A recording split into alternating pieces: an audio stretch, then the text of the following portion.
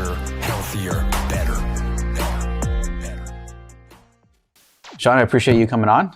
Hey, no problem. I appreciate you inviting me. Yeah, this is awesome. I've been kind of really looking forward towards getting somebody like you on. Yeah. I know we had a little bit of emails back and forth, so I appreciate you taking the time to come in. Yeah, I had some rough stuff going on prior to us arranging it, and my apologies because it's okay. That was my fault. But life gets in the way, like we were talking about. Yeah.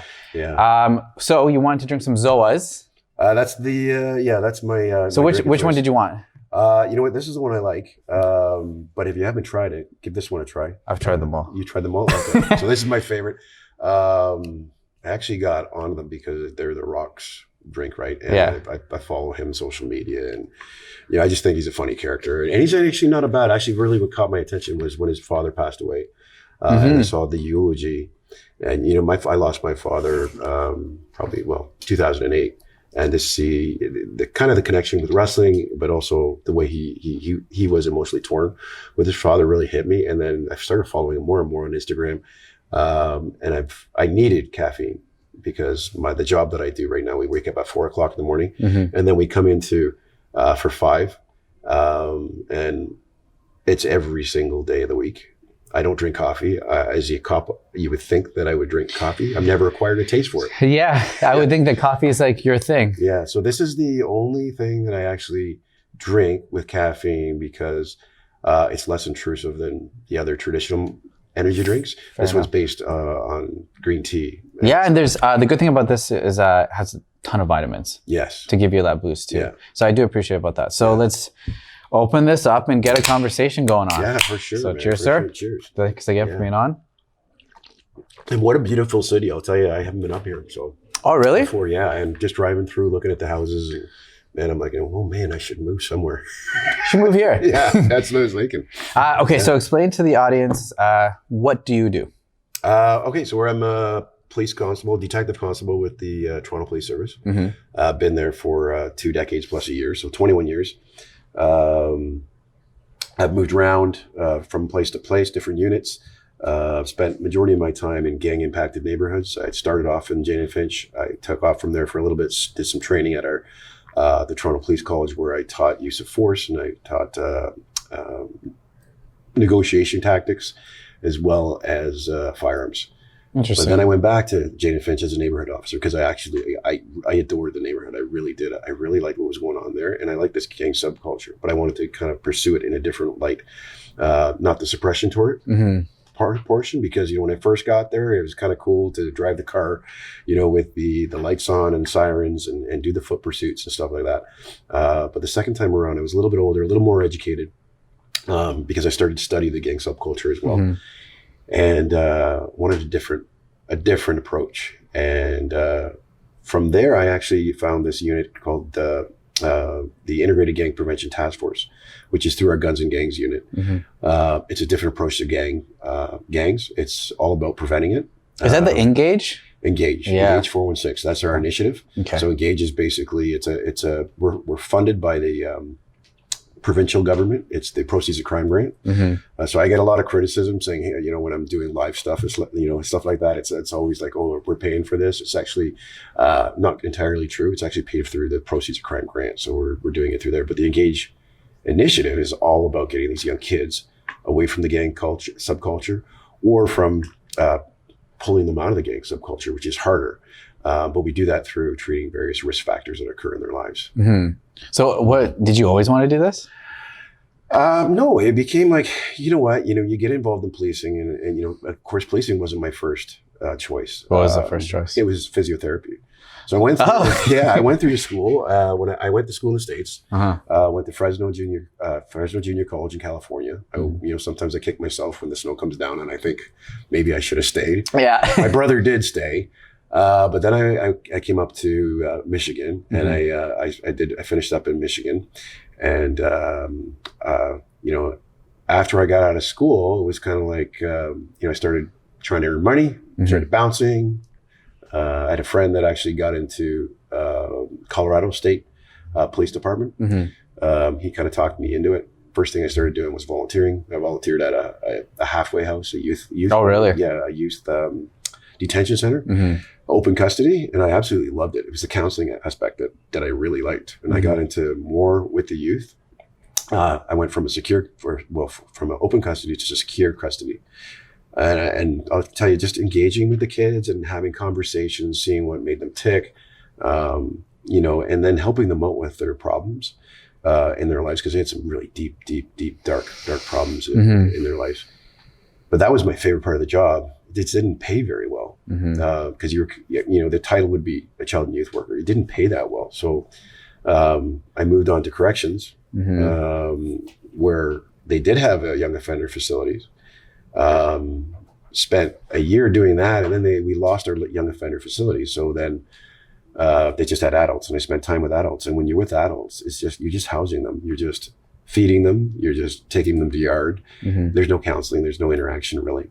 So it wasn't a job for me. I wanted to do something else. And a friend of mine with the jail said, "Hey, let's try policing." And I thought, you know what, I could be a lot more effective in that aspect. Plus the pay is a little bit better than child and youth worker.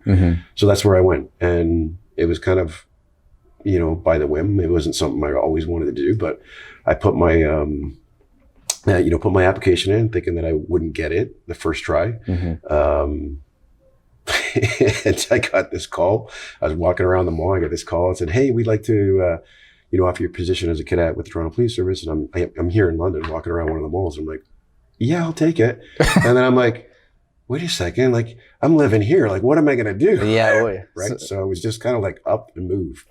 Wow. So it was an adventure.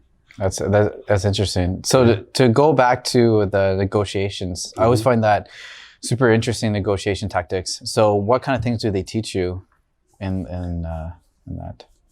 Yeah. Well, the negotiation tactics is basically communication. I guess it really is, and they break it down to different, you know, techniques and stuff like that.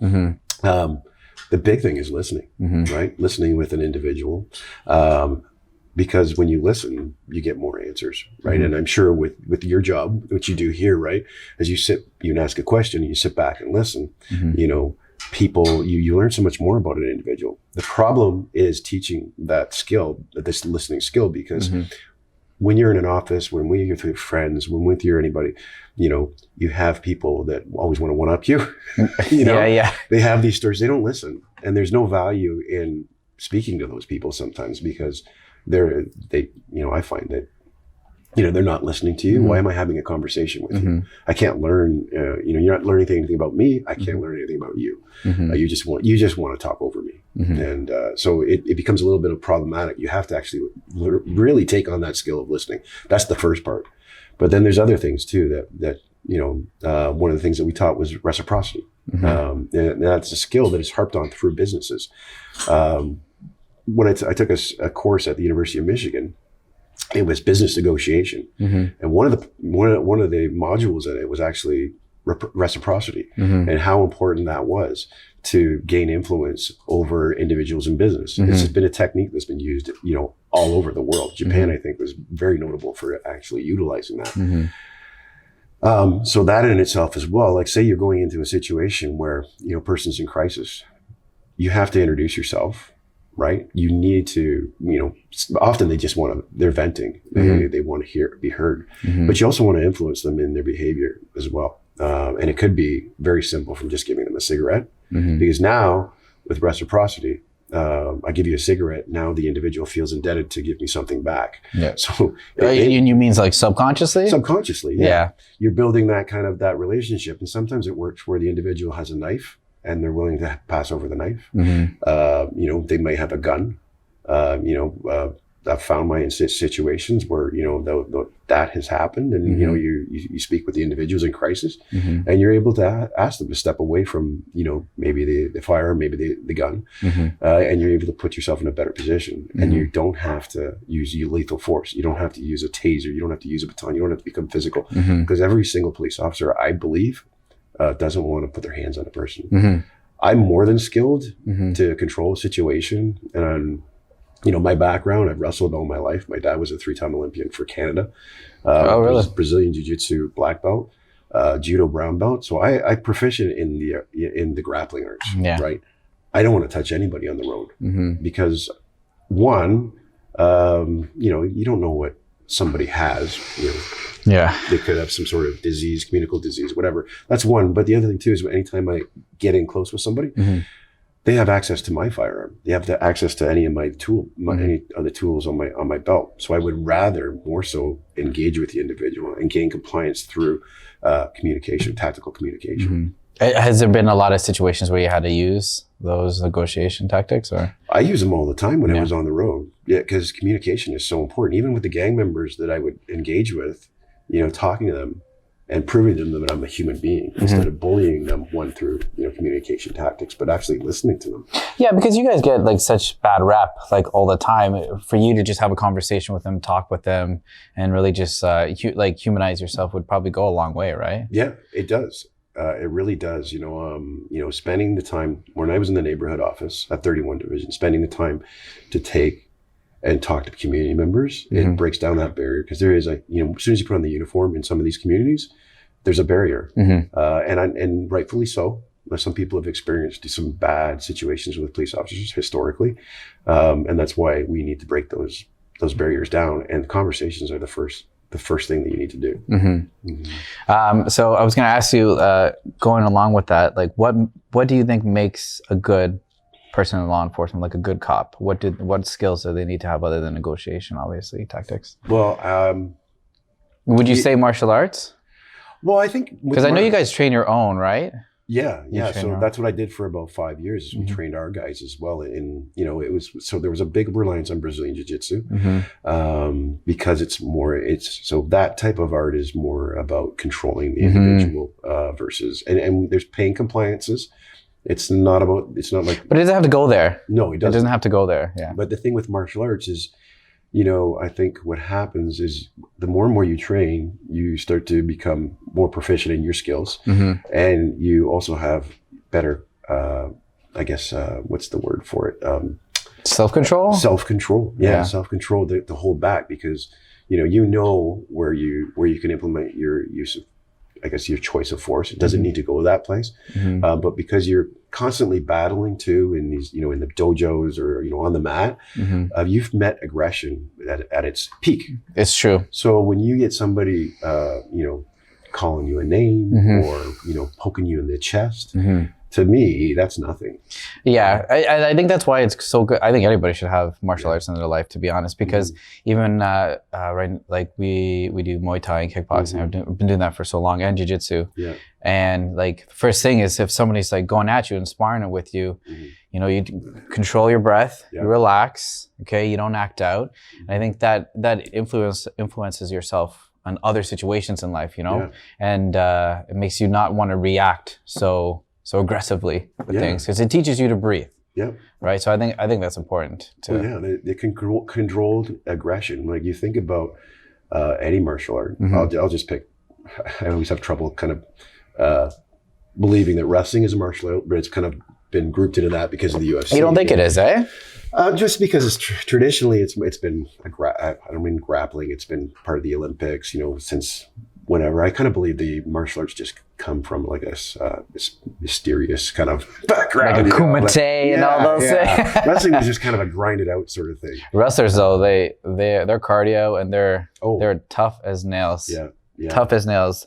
I remember when I trained with a couple of wrestlers and I'm like, you're not tired? You're not tired? And they're like, no, just getting started. I'm like, oh my God, okay, let's go. Well, and that's a trained mindset too. I just want to take a real quick sec to say thank you to our sponsors. So our sponsors are Neurodose.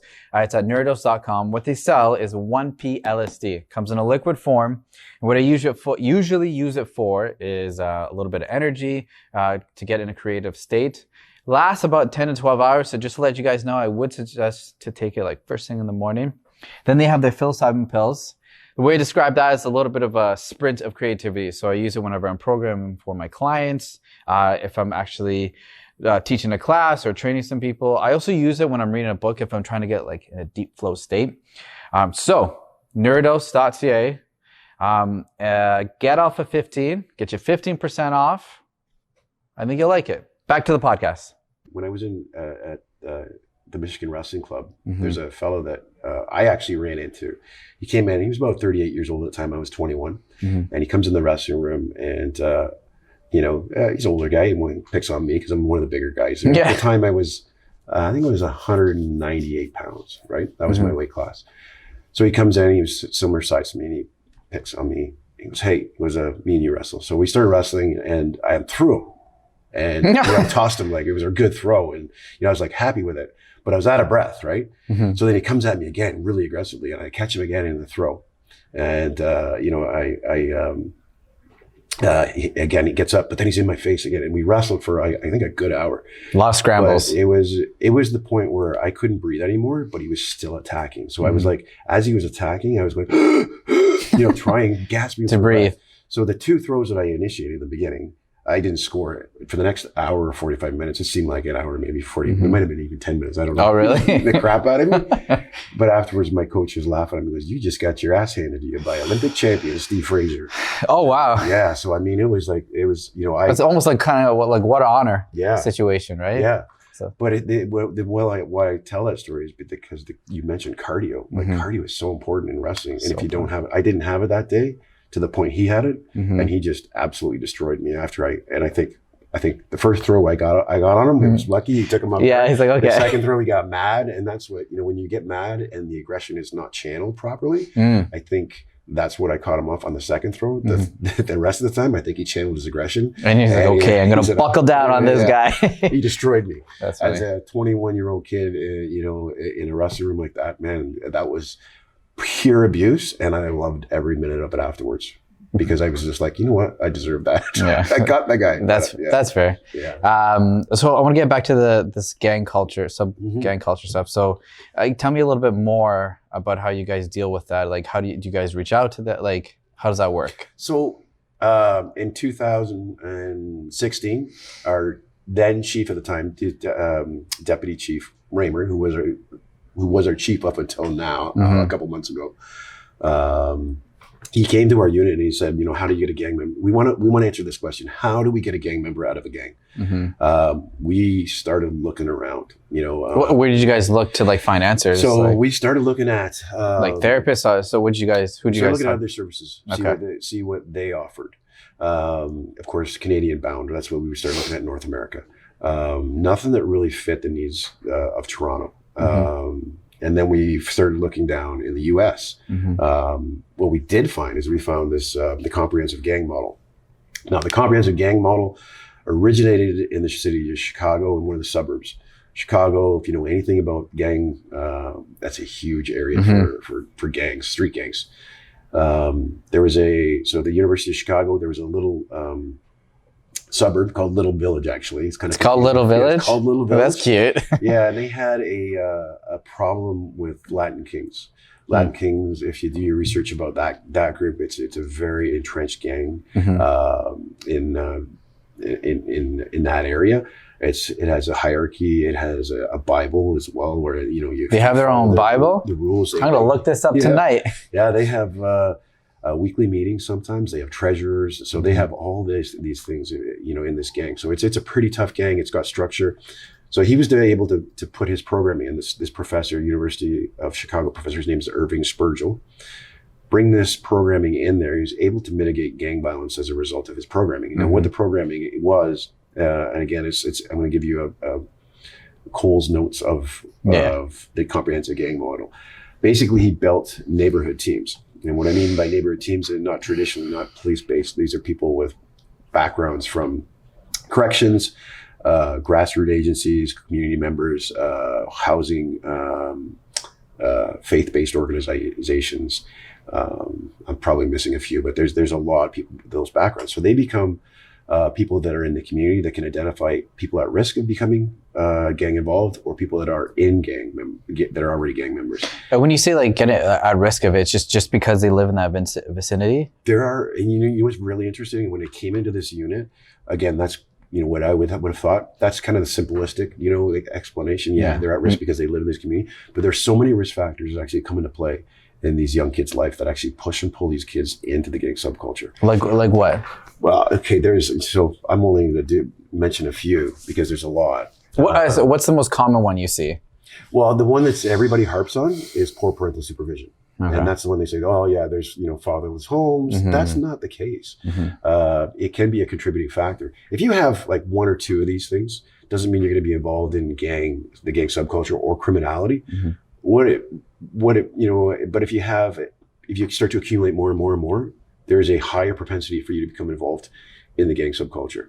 And there are other things. So we talked about living in a poor neighborhood. So poverty is a cause, a high crime rate as well. If there's a gang already that's already in the community, that's another risk factor. Other risk factors that occur in school: poor role models, poor or labeling by a teacher, negative labeling by teachers. So there's the risk factors have been studied. I mean, if you go down and you look at various studies in various journals, academia has exhausted their studies on. I should say exhausted. They could probably do more. Yeah. But there actually there's a lot of data on gang and antisocial behavior, and they've identified these risk factors. So this isn't just me pulling it out of my ass from experience, right? It's actually stuff that's academically based. And the more of these risk factors you have, it actually pushes or pulls, become push and pull factors into the gang. Other things can be peer group association. It could be like your brother being in, or your cousin or something like that. Yeah, because you think about it, you have a brother or you have a sibling, and let's say they're a wrestler or they're, whatever sport they're in, you aspire to be just like your older sibling. Yeah. It's the same thing when you have a young kid that's in a gang, and their older brother is in a gang. They're not, and they see what their brother's doing. They see the money coming in. They see them wearing the nice clothing. They also sometimes can romanticize. Oh my gosh, I can't say it, about it, right? They say that the lifestyle is so different and so glamorous, and it's really not, obviously, right? No, it's not. And you know what? A lot of kids will, because it's portrayed through Hollywood that it's different, right? And that there's a lot of money. You go on Instagram, and these guys are in the. Well, I mean, let's be honest. There's songs about it and everything like that songs. Too. You see on Instagram, these kids are flexing. It's the term they call flexing their money, flexing their bling. But the data on that is very interesting as well. There was a study, and I'll go back to the study, but there's a study that Sudhir Venkatesh, who was University of Chicago graduate student at the time. And he went into the community and he brought a bunch of these surveys with him, right? He went into this gang impacted community and he starts asking, handing out their surveys to different people. He goes into this stairwell, and of course there's some gang members there, and they stop him and they think he's actually a rival gang member. Oh, really? Yeah. So they hold him captive there for 24. Well, it was, I think, the night. They hold him captive there the entire night. And he's held captive. The gang leader comes by because the gang leader is actually doing his rounds, collecting fees and stuff like this. And this was the height of the crack epidemic too. I should mention that. So in the 90s. So anyways, the gang leader says, "Listen," and they look at these surveys, and he just laughs, because I think one of the questions was, "How do you feel? How do you feel living in this community?" And it had something to do with the race. I can't remember the exact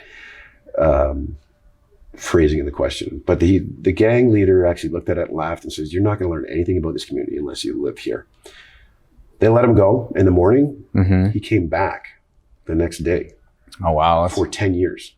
Brave man. 10 years. So he did this study for 10 years. And as 10 years, he learned quite a bit about the gang subculture while he was there. But at the end of it, when he left, what ended up happening is one of the gang members gave him the financial books to the gang, and they broke it down because there's a hierarchy in this gang, and it goes way up to the top to the bottom. And this is where I'm getting at we talked about how glamorous it is, right? So on the street, what they found out, and they referred to them as street soldiers, the people that sell drugs on the street. They broke down the finances because, of course, the finances got to go towards buying the supply, doing this, doing that. And when they broke it down, as it goes through the hierarchy, these kids were making on par McDonald's, and at the time, a McDonald's employee. So one of the most dangerous jobs in the world, because if you're operating on enemy turf, you're operating on your own turf, you could be shot and killed as a result of just being part of a gang or just being, or selling on somebody else's turf, right? And that did happen back then. One of the most dangerous jobs in the world. And, it's not very lucrative. The same amount as a McDonald's. Yeah. And and the kids that, because I'll go on, I have a TikTok, And I actually You got talk about TikTok? that. I don't even have a TikTok. Yeah. That's exploding right now. And the reason it's exploding because when I go down there and I talk about that study, you'll have the gang members that are like telling me like, that's not right. That's not the way it works. They're kind of identifying themselves as gang members, but they're a gang and dealing drugs. They say it like on your TikTok? Yeah, there's comments that go on You're like, there. well, you're busted. Yeah, no, and I don't go there. Okay. But the thing is that they'll go on and actually, tell me I'm wrong, but you know what? I'm not wrong because I've been in the neighborhoods and I've seen these guys. I've seen gang members and I talk about this on my own show. But I say like I've seen guys that have been in the neighborhood when I started 20 years ago that are still there. And then just they doing haven't the gone same. anywhere. Yeah. They're doing the exact same thing. You can buy the nice clothing. You can buy the nice, jewelry and stuff, but it doesn't. Well, it's not. Those aren't real. Yeah. Like rich. No, it's those are what do they call them? Assets, small assets. Small assets, not big assets. But I think these kids are fooled through social media because everybody on social media only portrays what you want them to see, right? Like I know gang members that will put up stacks and stacks of money, but then next day I see them in the neighborhood. They're living the same life. Yeah, that's interesting. Yeah. Hey guys, hope you're enjoying the podcast. I just want to shout out to another one of our sponsors, HERCS Nutrition. They're located in East GWILLIMBURY. So they're a nutrition store that has a lot of protein, BCAAs, vitamins, greens, and pre-workouts. What I like about them is that they're always trying to change the game and get new products in. So they're always trying to learn and get new things in. I think you guys would appreciate it. Again, it's at East GWILLIMBURY. When you go in, say get off of 15, get 15% off. Other than that, enjoy the rest of the podcast. There was a term somebody told me because I remember somebody in high school when I went to high school in Calgary. I'm like, how does this person have so much money and they're involved with gangs? And one of my friends was like, well, they're ghetto rich. And I was like, I don't know what the hell ghetto rich means. And it's like, well, they buy flashy things, but they don't really have money. They just have it to have the appearance. They're ghetto rich. I'm like, first time I've heard that. I've never heard that. Yeah. I taught you some. Yeah. So when you deal with these gangs and stuff like that, you must have pushback. Yeah, I mean, there's certain people in the community that don't want us. I mean, because of the uniform, right? Yep. They don't want us in there. There's take for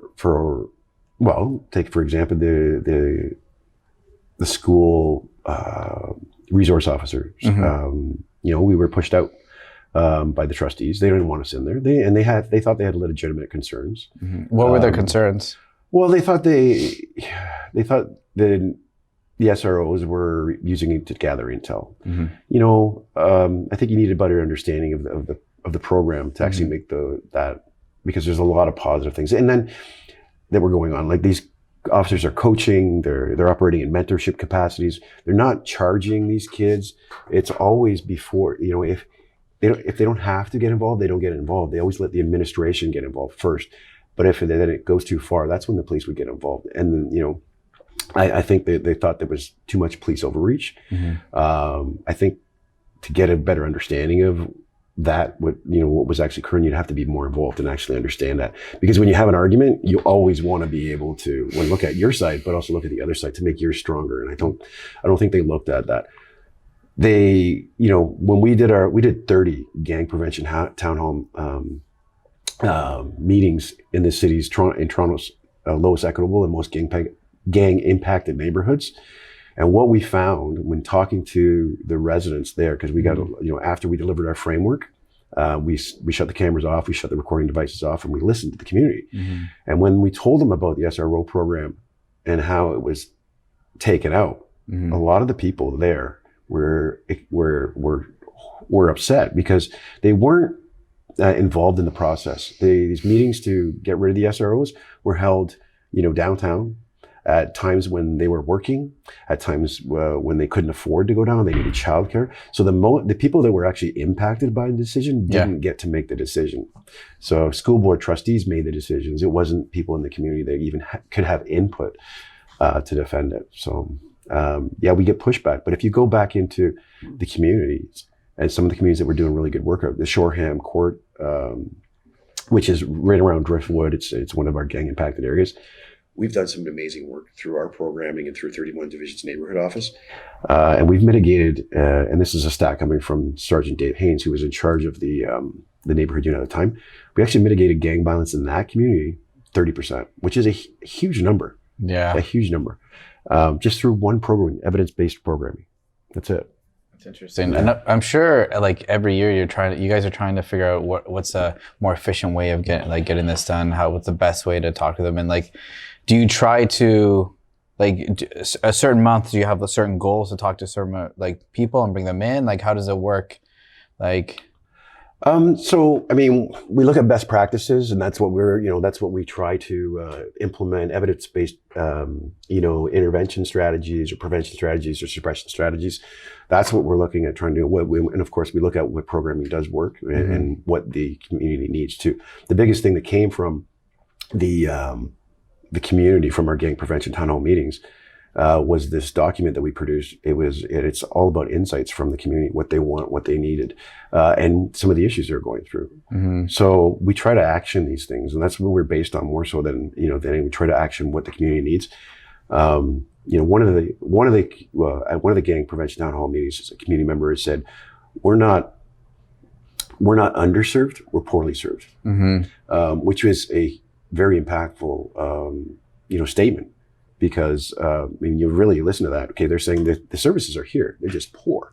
So what we did to alleviate that for them is actually we partnered with Humber College and Guelph University. And we did a gap analysis on the services in that area. So we were able to identify where these gaps were in their services. We were able to help these organizations, these businesses, fill in those gaps so they could provide better services in these neighborhoods for them. Yeah. That's the kind of work that we do. It's not traditional police work, right? But that's the kind of thing we're trying to do, on an ongoing basis, trying to improve the community through some of these actionable items that we've identified in our document, that insights. And when you talk to these certain people, like there must be some amazing stories you hear of them, like getting out of the gang culture and going to college or something like that. Do you see people sometimes going in and out, or getting pulled back in? Well, I can't get into specifics. Of course, yes, of course not. But there's some really inspiring stories where these kids will get out. Very thankful for it. Graduating. Some of these kids are not able to, or don't aspire to graduate. It's not within their desires, or they don't believe that they can achieve that because they've been told, that you're from X place, it's gang impacted, you're never gonna, or poverty stricken, you're never gonna amount to anything. And some of these kids take that and believe that. Well, when you're told that for so long at a young age, you believe it, right? And then you don't aspire to be anything better, right? Yeah. It's called, what's the term that I've been using? It's perceived opportunities. You don't have perceived opportunities anymore, right?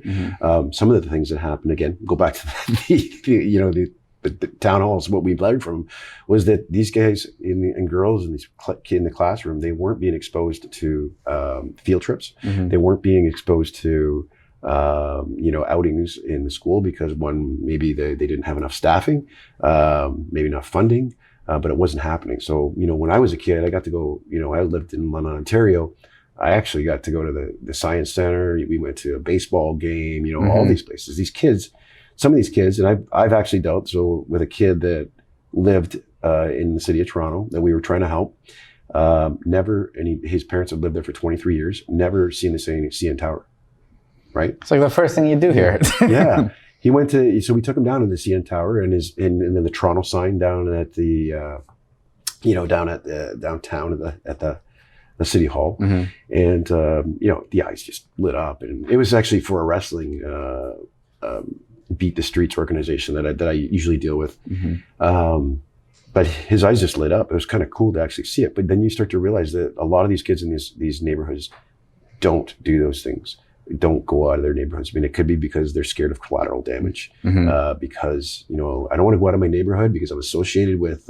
You're not safe. Yeah, I'm not safe. So I can't go out. I don't want to be seen out to downtown because I could get killed as a result of being there by myself. So what we've done to action that sort of thing, as well as we've been implementing mentorship programs in our areas. So we've done mentorship programs with basketball.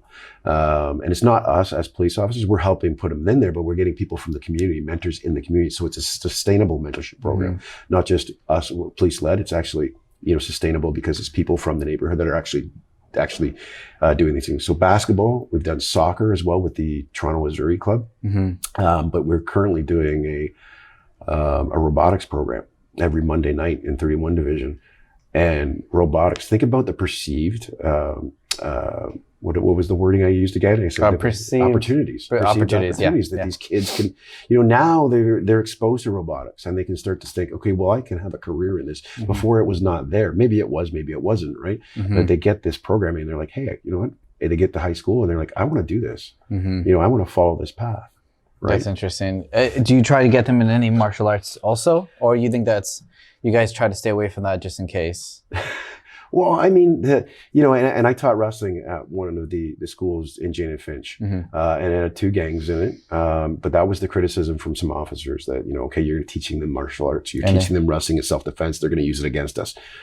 Listen, that's BS, because the guys that are involved in gangs don't have the commitment to achieve those things. They're committed to other things. It's true. And the people who stay also, like martial arts teaches you to be different than that, right? So you aspire for different goals. You have discipline, so you're not going to fall into the simplistic mindset of I'm just going to be lazy today and I don't have to do anything. No, you want to achieve something. You're goal orientated, right? And not a lot of gang members are goal orientated. Some of them want out of the neighborhood and they're goal orientated in committing nefarious acts, but achieving stuff to actually, build up their self-esteem so that they can develop some sort of, pathway with martial arts that will transfer to everyday life. So, and did you ever, like, I know you mentioned you don't have any place that you suggest them to go, but do you ever tell them maybe you should try this, or maybe you personally, or no? Yeah, well, you know what, I've recommended actually a few places. There's place close to the neighborhoods that I worked in. Ryan Grant, who's an amazing boxing instructor. The Grant brothers. Grant brothers, yeah. So I know Ryan real well. Yeah. I haven't seen him in a while, but I always recommended his programming to them. Him and his brother's not. I think his brother's still in Montreal. Yeah. But when we were coaching Eminem. Were you coaching MMA? Yeah. So that's how I got to know him. But that's where, if I had kids, I would try to send them their way. I don't know if they ever made it. Yeah. But I would always recommend them to his place, or, there was other clubs that are in the area that we kind of talk about. But yeah. It is what you can only do so much too, right? You can give them the opportunities and try to push, but they have to want that and they have to do that, right? Yeah. So what's the end goal is obviously to take as many people out of gangs and stuff like that, but what, do you guys have an end goal of in 10 years we want to try to do this as much as possible, or you just take it 1 month at a time, 1 day at a time there? Well, I mean, the end goal is to eradicate gang violence altogether. I know that's not even a realistic goal, but we're setting ourselves high, right? So it's like when you want to be an Olympic champion, right? Do you think about, I want to become an Olympic champion? It'll never happen. But so you have to go into incremental goals, like anything in life. Athletics, you understand that, right? Yeah. So incremental steps. And that's what we do have goals. We have big goals. We've set ourselves some big goals. Key performance indicators every year. We try to hit those. But they're incremental and then they step. So this year, we finally COVID kind of impaired us a little bit in designing our neighborhood teams and whatnot, but we've been really successful with our referral program. Our referral program has 1,800 people involved. There's probably more that's not an exact stat. Yeah. But that's it, somewhere around there. And I know we've released that number to the Police Service Board. But those are people that are impacted by gang behavior, or they're trying to exit the gangs as well. We in March are looking to expand, so we're only operating in 3 divisions currently right now: 12, 23, and 31. We're looking to go citywide, and I think from what it stands, we're writing a grant right now. If it gets approved, I'm assuming that we're going to be supported by the chief. I know that he's supported us in the past, the current chief now. So I'm assuming that we will expand in the future. So if that happens, man, it's going to be citywide. That'd be awesome. I mean, the number of 1,800 is going to just grow, and the help that's going to be offered. You know, even if we just save one kid, I mean, that's what matters. Yeah, it's worth it. Yeah. Right. I mean, some people, you know, we have different metrics to measure. You know, okay, well, you just saved one kid. It's not a good course of action. It's not a good.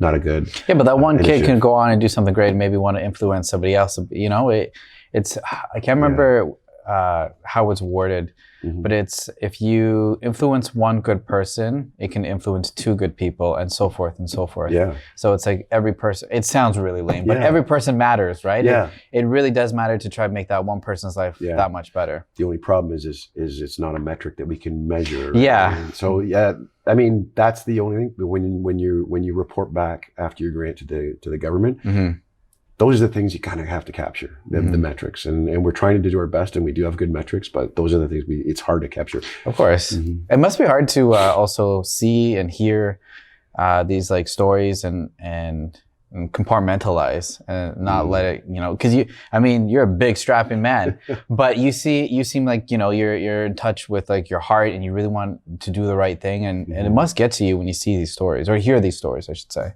Yeah. I mean, it's tough.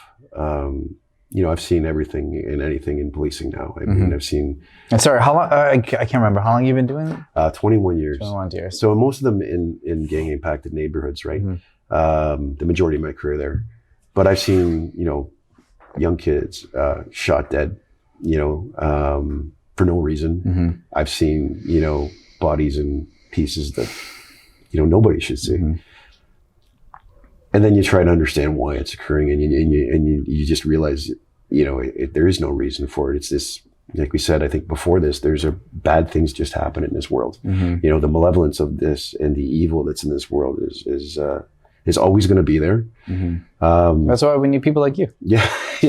But we need to find ways that we can mitigate it in some ways, some ways. We need an answer. We need a solution. Yeah. You know, I try not to internalize anything, try not to get mad. You have to have a better understanding of why it occurs, what's happening, and looking for solutions.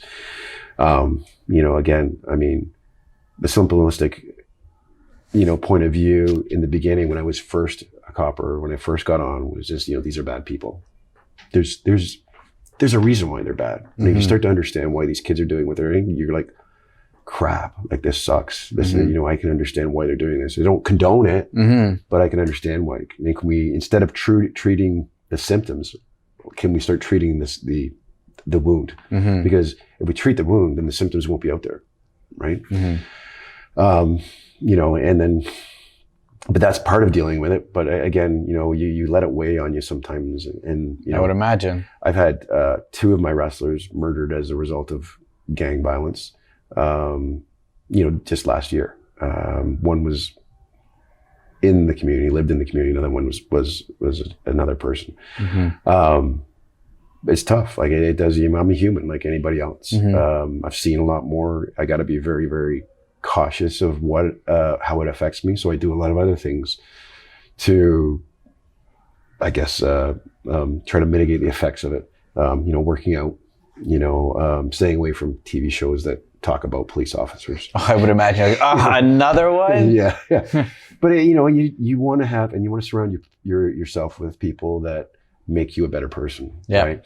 Negativity, you got to kind of draw away from or step away from, because you don't want to be affected by it. Because you know, people with PTSD, people with that, and sometimes they can't get out of those situations. So you have to actually be able to not internalize it or deal with it and talk to it about people, you know, to people and stuff like that.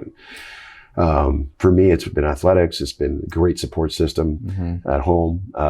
It's been friends outside of the job, not police officers. I was going to say that are not police officers. Yeah. I mean, I have a few friends that are police officers, but I gravitate to the ones that aren't, because I don't want to talk about the job. I want to talk about swimming. I want to talk about wrestling. I want to talk about, lifting weights or whatever it is, whatever interests me, right? Reading a book and, be part of a book club. A guy like me, You're part of a book club? like who would believe What's that, the last right? book you read? Wrote? Did you read a book? I wrote a book, yeah. sorry? Yeah, I wrote a book about my dad. Yeah. It's called Buried in the Maple Leafs.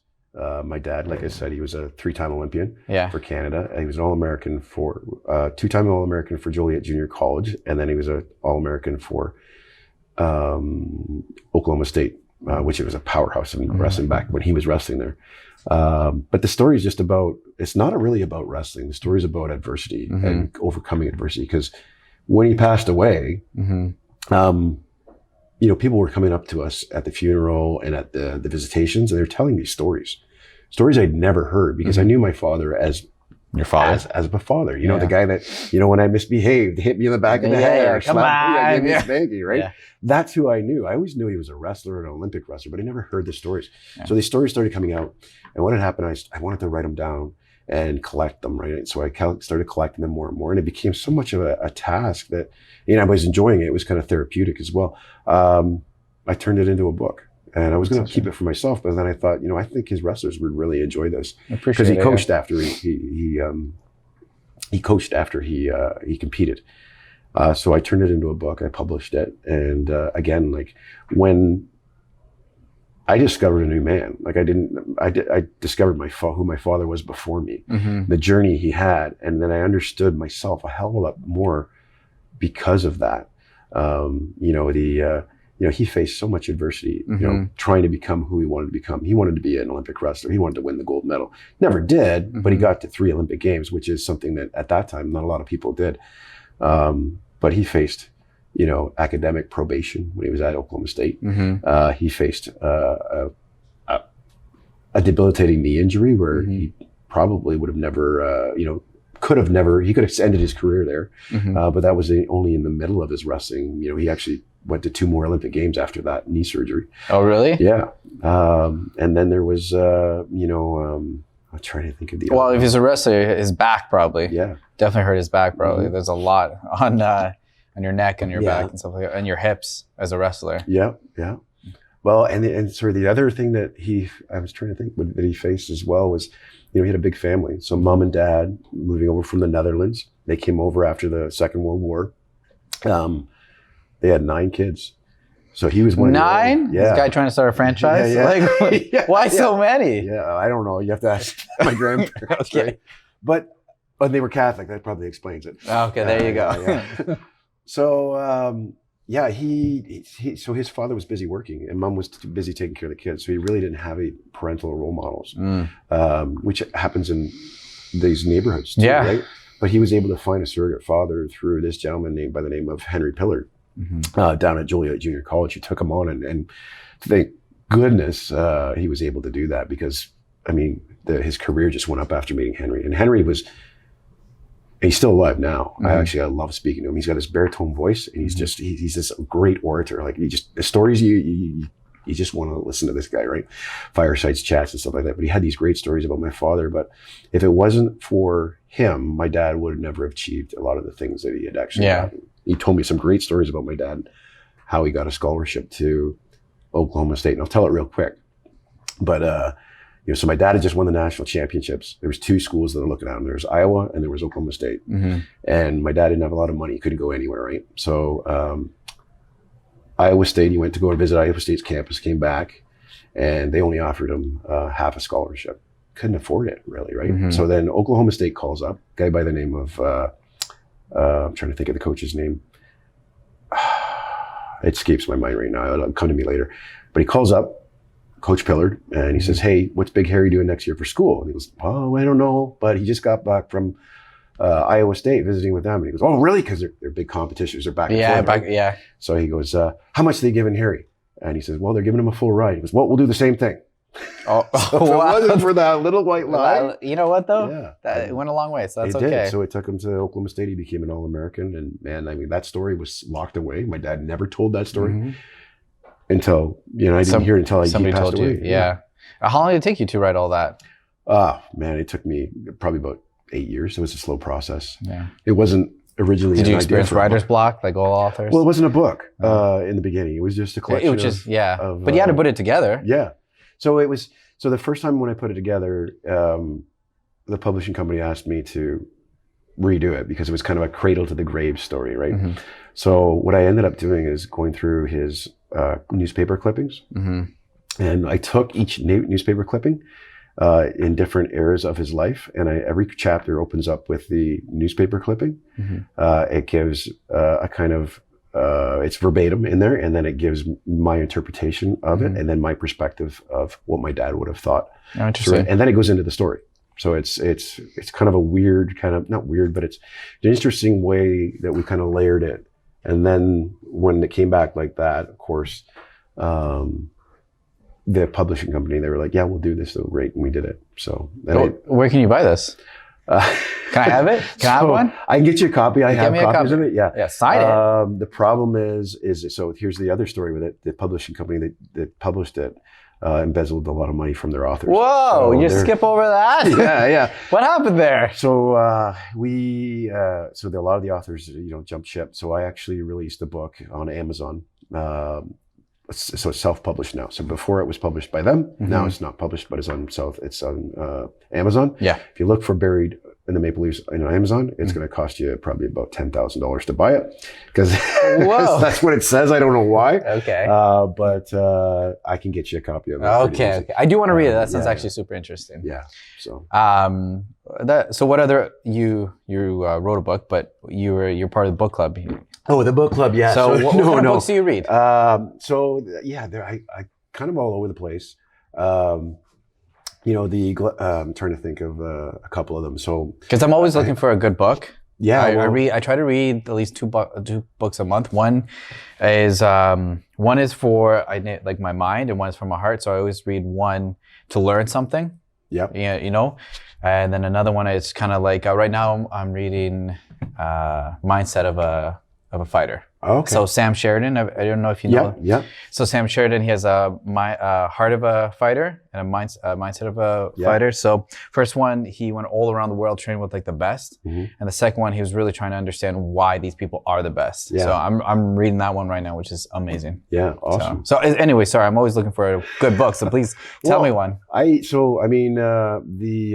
Gulag Archipelago. That was a really good book. I really like that one. There's another one called Ordinary Men, which is about an auxiliary police service that in Germany during the World War with Hitler, and how the transformation of those individuals became so evil, and where to the point where they were actually killing individuals. But actually, so everybody in this world has a propensity for evil, right? And that's what basically this book kind of talks about. Is he says, like, if you think you're not, you're sadly mistaken. Like you do have that propensity for evil. You have a lot of self-control, whether it's because of martial arts or how you were brought up or whatever. But that's what this book talks about, the influences of, leadership, various styles of leadership, and how it was able to erode the individuals in this organization, an auxiliary police service, in this organization, to the point where they actually started killing civilians.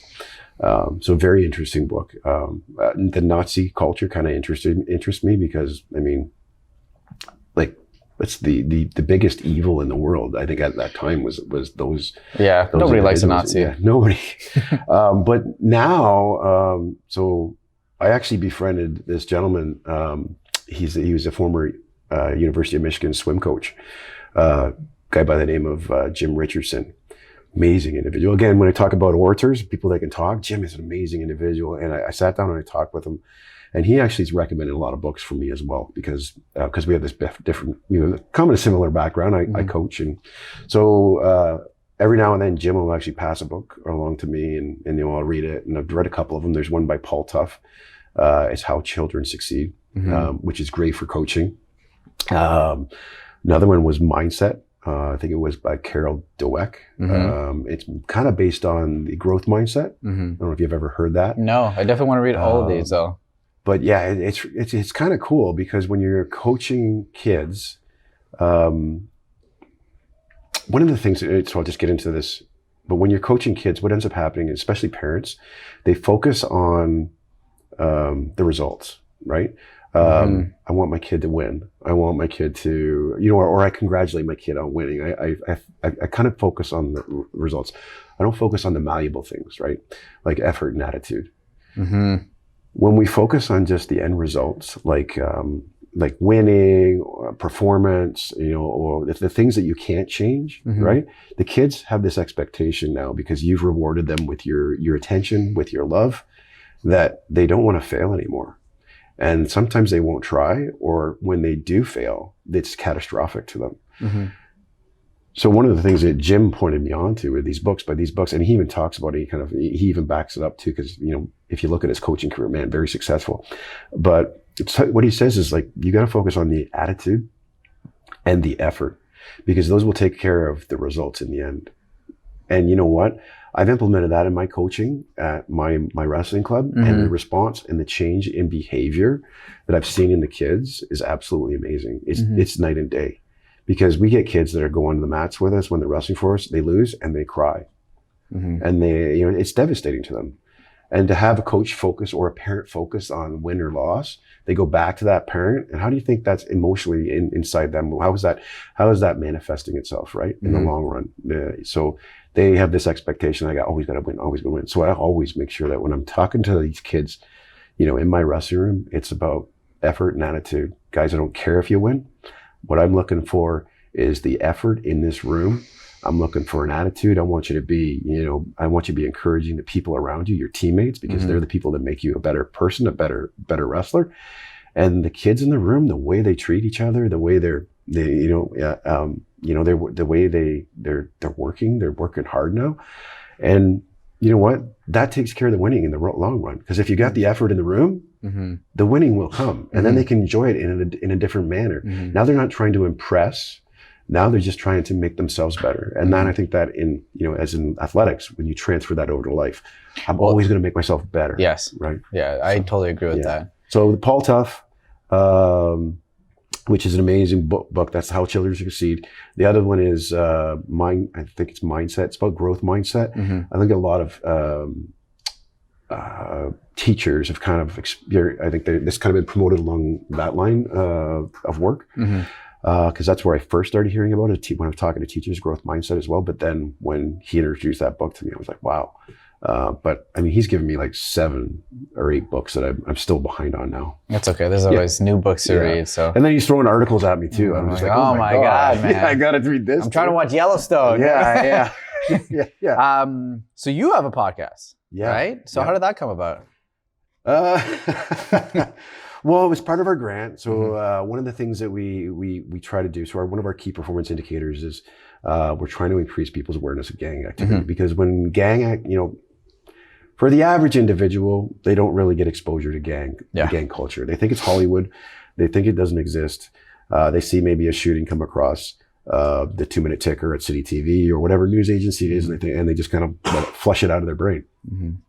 It's happening more and more. It's coming into smaller towns now, and I'm not, there's articles, you can find articles on you just have to look it up, right? Just look it up, and then you can see that, these big city gangs. I just read an article in the I was going to say in the paper, but on the internet, right? What's the paper? The paper, yeah. I'm dating myself, but it's saying that the Toronto gangs are migrating to smaller areas, and it's because they're undetectable there, or not undetectable, but it's harder to them to detect because the police service isn't there, or there's a limited police presence there, and they're operating and they're victimizing either human trafficking or drug trade.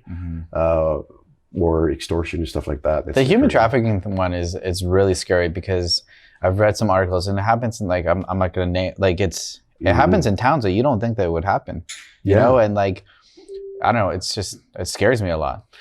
It's happening in our backyards. I mean, people want to think that it's not, but it's happening in our backyards. I did a podcast actually with one of our guys from our human trafficking unit, and he was saying that it's happening in shopping malls. It's happening in coffee shops, amusement parks, or coffee shops, and it's social media. And it's just it's as simple as your kid is in a lineup at an amusement park at somewhere in the mall or something like that, and somebody just says, "Hey, can I get your Snap?"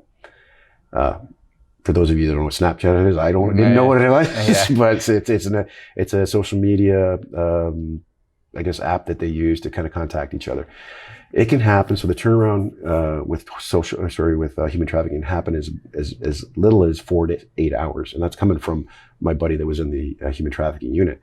Very quickly. I know a story of a girl named Abby. They wrote a book actually about her story where she was befriended by an individual on Instagram. And what ended up happening is she looks at the friend request. She sees that the individual is already friends with one of her friends. So she okays it. So then the individual starts to chat and starts telling her that she's good looking. Now, this was a girl from a good family, wasn't a broken family. Dad was kind of present. He was a hardworking guy. Mom was there. She was part of a soccer team. But she's getting attention from a guy now. And, they go back and forth. They go on a date. 2 days later, they're in Ottawa, and he gets her drugs and starts human trafficking her. And it goes on for 2 years, where she's traveled across Canada, and where she's over in Calgary's the Stampede. She's being trafficked there. She finally gets out of it, but and the trafficker gets arrested and stuff like that. But it took a whole process.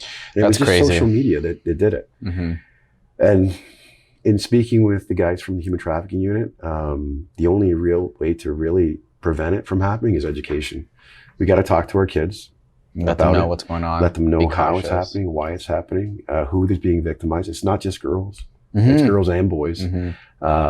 So those of us that think that it's not going to happen to my boy, it does. So you got to be able to educate them. The other thing is, we had this conversation. It was like, do you lock your house at night?